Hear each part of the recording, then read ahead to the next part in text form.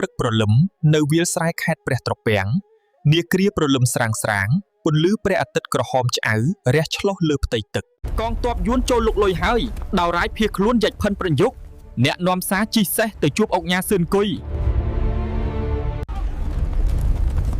ទ័ពយួនបានឆ្លងដែនចូលមកហើយដំណាំក្នុងស្រុកត្រូវគេដុតបំផ្លាញប្រជារាស្ត្រកំពុងរត់ភៀសខ្លួនយើងត្រូវតែការពារទឹកដីវប្បធម៌និងអត្តសញ្ញាណរបស់យើងទោះបីជាត្រូវលះបង់ជីវិតក៏ដោយយើងត្រូវតែការពារប្រជាជនរបស់យើងទោះបីត្រូវលះបង់ជីវិតក៏ដោយកូនខ្មែរត្រូវតែរឹងមាំដើម្បីការពារជាតិសាសនាព្រះមហាក្សត្រ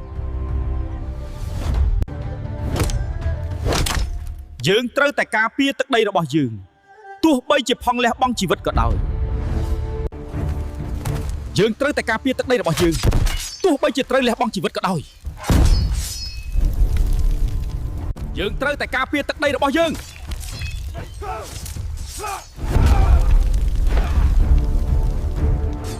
This is the land of our ancestors and we will defend it with our last breath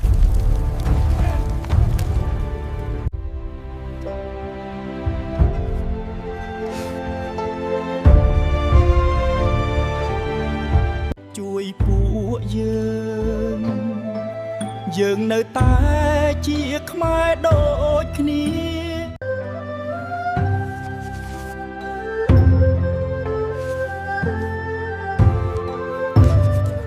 កងទ័ពយួនបើកការឡោមព័ទ្ធខេត្ត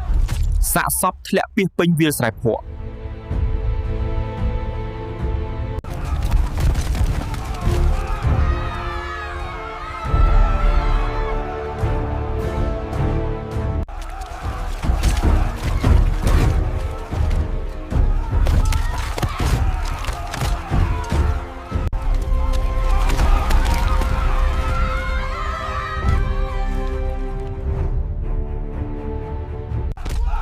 This land, soaked in the blood of our ancestors, will never yield. We fight for our homes. សូមបងប្អូនត្រឡប់ទៅភូមិវិញចុះ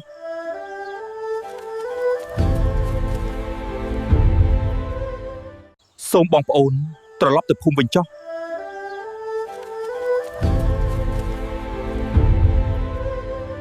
សូមបងប្អូនត្រឡប់ទៅភូមិវិញចុះ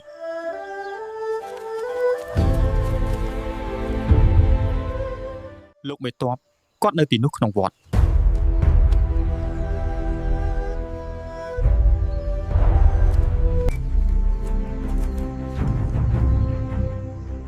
He's in the temple, General.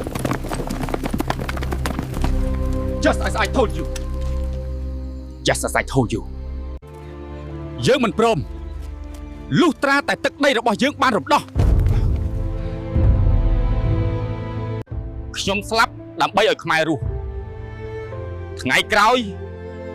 កូនខ្មែរត្រូវតែរស់ខ្ញុំអាចបំផ្លាញរូបកាយខ្ញុំបាន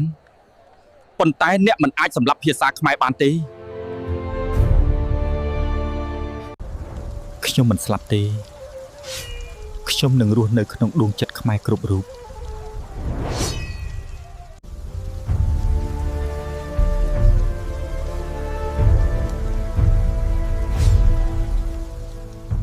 ការលះបង់ជីវិតដើម្បីជាតិនិងប្រជារាស្ត្រ